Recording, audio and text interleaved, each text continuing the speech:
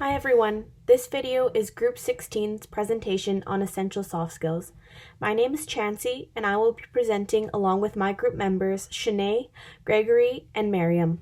Responsibility, accountability, and ownership are all soft skills every child needs to acquire. These skills are very much interconnected. Ownership entails responsibility, and being held accountable promotes a willingness to meet these responsibilities. Ownership is the state or fact of being an owner, responsibility is the condition or fact of being responsible, and accountability is the state or quality of being accountable. Children need to understand that they are their own person and responsible for their own actions, words, thoughts, and commitments. Being responsible for your actions is the opposite of placing blame on others, which we so often see in childhood conflict. An accountable child is one that others can trust to be honest and take responsibility for their actions and uphold their commitment. You can teach children these skills by holding them accountable, identifying clear responsibilities, setting a good example, and coaching them through the development of these skills. Some strategies that work to build and improve these skills are home or classroom responsibility charts, owning pets, and reading books in which the main character must make decisions about their actions. Children may need to develop a theory of mind before being able to acquire these skills. The development of a theory of mind allows children to see the world from a perspective other than their own. If they cannot view the world from a perspective other than their own, they will not be able to see how their actions impact others. Therefore, it will be hard for them to take responsibility for their actions. Children also need to have developed a sense of self and understand that they are their own person different from everyone else. These are things that can only be taught to a certain degree. Brain development is in primary control of developing a theory of mind. By the age of 5, children have usually developed a functioning theory of mind. Though it is not nearly as sophisticated as it will become, it is nevertheless functioning. It is important to teach children responsibility, accountability, and ownership because they are skills that are key to success in school and in the larger world when they grow up. These skills will help them with conflict resolution, being reliable and trustworthy, and with the concept of pride. These skills will help them grow to be genuinely good people. Resiliency and adaptability are two more closely related soft skills every child should have. Resiliency is the capacity to withstand and recover quickly from difficulty, sickness, or the like. Adaptability is the ability to adjust to particular needs or conditions. We can teach children to be resilient and adaptable by teaching them problem-solving skills and how to label their emotions. Adults can be role models to children, showing them how to be resilient and adaptable. You can also help children form these skills by promoting healthy risk-taking, being optimistic, and getting children involved in sports or clubs. It is vital that children have a stable bond with at least one parent, caregiver, or another adult. It is also important to remember that a child's resiliency is dependent on both their biology and their life experiences. Children are most adaptable early in life, so it is important to teach them to use these skills to their advantage. A resilient and adaptable child will be much better set up to reach their full potential and will also benefit later in life. Being resilient is very important for sustainable mental health. A resilient child will be less likely to suffer from anxiety and stress-related disorders later in life. Resiliency and adaptability are particularly important for our modern world and during the COVID-19 pandemic. Hi, my name is Gregory, and today, for my essential soft skills, I'll be talking about critical thinking, leadership, and teamwork. Critical thinking. Critical thinking is defined as the mental processes of active and skillful perception, analysis, synthesis, and evaluation of collected information through observation, experience, and communication that leads to a decision for action. This is especially exciting as it challenges traditional models and also explores exciting new ways to problem solve. Next, I'll talk about leadership. As for leadership, I tried answering this straight my own, and this is what I've got. For starters, a leader takes initiative, communicates well with others. A leader is empathetic and is an understanding team player. A leader calls for the difficult decisions regardless of the consequences and accepts with it its responsibilities. And definitely makes the decision for action. Someone with leadership would show compassion to his fellow teammates, empower them with positive, optimistic words and morale. He or she would grow the team as a team, with the team, together. Next, I'm going to talk about teamwork. Teamwork requires patience. A good listener is a good team player, and hence, communication is key. You can have your own opinions and views, but always let others finish first. Compromise and then collaborate to end up with a satisfactory resolution for the group. Communication is key. Yes, communication, and more communication. Having good teamwork also means to be good at solving problems. That is, to adapt to changes, more compromising, and taking a democratic vote for the best resolution. Having a sense of urgency and to keep a mental note on time is also a good trait for teamwork. And of course, you would need critical thinking and leadership to work hand in hand to ensure everyone is on the right track, growing together as a team. So, why do we need to cultivate these habits in children? 5 years of research has shown that early intervention into the minds, bodies, and emotions of children suggests long-term benefits on an academic, social, and emotional scale. Nurturing good habits plays a very important role in children. How do we cultivate these habits in children? Well, proper parental and teacher guidance and self-empowering courses are ways to prep these children for the world. Hello, my name is Shanae Evans, and I will be presenting the next 6 slides about communication skills and honesty. Communication skills is an umbrella term encompassing many other soft skills.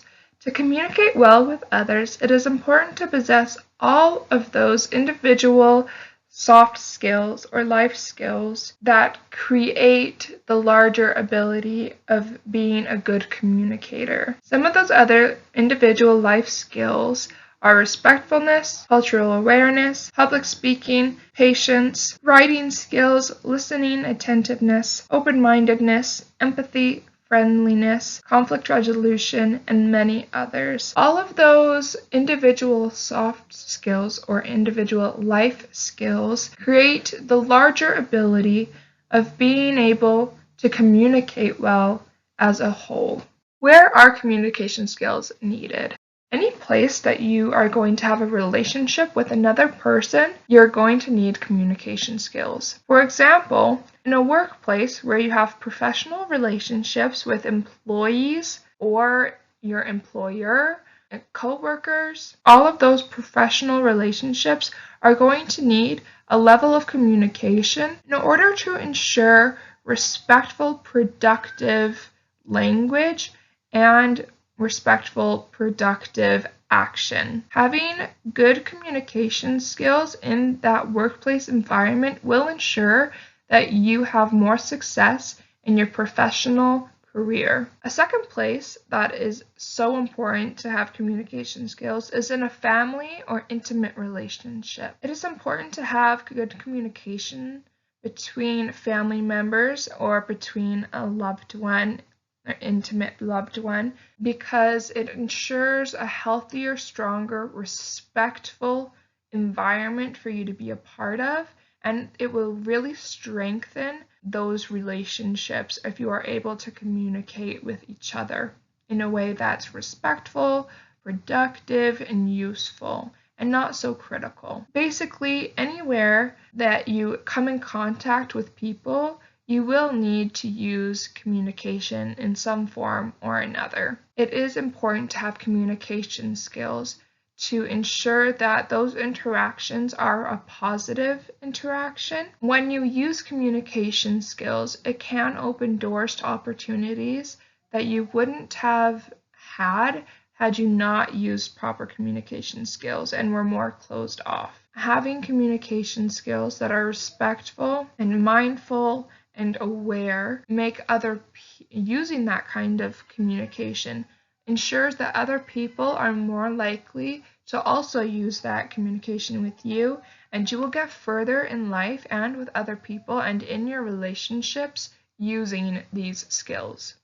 Teaching communication skills is already being done in many universities and colleges. Medicine Hat University and Alberta University are some that I know do provide a communications class in their curriculum. However, I do believe it would be so beneficial for the general population if we taught these skills at a younger age in grade school rather than post-secondary education, because not all adolescents or students can or have the opportunity to go to a post-secondary education. So teaching these skills at a younger age will help spread awareness on the advantages of using communication skills in all of those places that we talked about earlier. Because when you teach those at a younger age, they are more likely to use them in life, throughout life, wherever they are. And I do believe it will also help to build more respectful communication in the world amongst peers and amongst just people in general. The next essential soft skill or essential life skill that I will be talking about is honesty, and where honesty has a place in our lives and why it's important. What does it mean to be honest or to display honesty? Honesty means being free from deceit or being sincere. Honesty should be practiced in the workplace, at home, and in academics. By showing you are reliable, thinking about what you say before you say it, acknowledging your mistakes, and not gossiping, you are demonstrating honesty. It is not always comfortable. It is not always easy to be honest, but it is a necessary characteristic in order to help others trust us and to trust others. How do you teach honesty? That's not exactly the easiest concept to teach. However, it can be done mostly through experience, life experience, and through examples of other people's life experiences. However, it does need to be highlighted that honesty and integrity, having those characteristics, are so important, because in today's day and age of social media platforms, influencers, and all that kind of junk that is not at all truly honest or authentic, children don't realize, or growing up thinking, that dishonesty is okay or that it's appropriate behavior when it's not. Being dishonest is being normalized, and so we need to really highlight the importance of being honest and the good that comes out of it in order to display to children and adolescents that being honest does have advantages and does have good effects. Hi there, my name is Maryam, and the two soft skills that I've chosen are open-mindedness and conflict resolution. Conflict resolution. Resolving conflicts is an important skill to have. Conflicts can arise anywhere from school, home, work, and extracurricular activities, etc. Learning to deal with and solve conflicts is important for children to work on and develop over time. Many children don't have deep logical thinking and often think only of themselves and situations, so it's important to take time to work on this skill. Teachers in classrooms teach children how to deal with conflict. Many teachers don't get involved or get involved too much when arguments arise between peers. This can be problematic because it doesn't teach children how to on their own deal with problems or see how an adult would deal with them. Teachers should help children state and understand the problem first. Whoever is involved in the conflict should be given an equal time to talk and share about their feelings. If an individual has done something wrong, the teacher should kindly explain what they did and why it was wrong. Then they should encourage them to apologize, but not force them to. Depending on the situation, the teacher should always do what the said individuals want to do and not enforce anything upon them. If possible, they should even encourage walking away or letting go or respectfully confronting said individuals. Different conflicts have different solutions, so the teacher should make sure the solution is appropriate. Children should be given the choice to ignore, confront, apologize, compromise, and promote solution solving. Open-mindedness. Open-mindedness is the ability to open your worldview to others and see things in other people's perspectives. This is an important skill to have because throughout life we all meet many different kinds of people that are from all over the world. It's important to treat everybody equally and learn how to humanize people who may seem different from you. Children from all types of backgrounds are in the classroom. Children from different countries, religions, skin colors, sexual orientations, income, and classes deserve to be treated equally by their peers with respect. Equality and open-mindedness should be encouraged in class. Children become aware of others from a very early age. If a child develops a prejudice early on, they will most likely carry it throughout their life. Children who develop a prejudice will grow up with that mindset well into their adulthood and even raise their kids with that mindset as well. This is dangerous because this is how discrimination starts. Children who are victims of discrimination and prejudice will grow up with low self-esteem and low mental health. They will most likely carry out their experiences with discrimination with them for the rest of their life. This is why it's important for teachers to start conversations with children and promote equality in classrooms. They can start by diverse storytelling, learning about different religions, cultures, with other people's perspectives, and educating children on discrimination of all kinds. This is not to say they should be teaching young children about the harsh realities of slavery and genocide, because we don't want to scare them and make them feel sick or ashamed.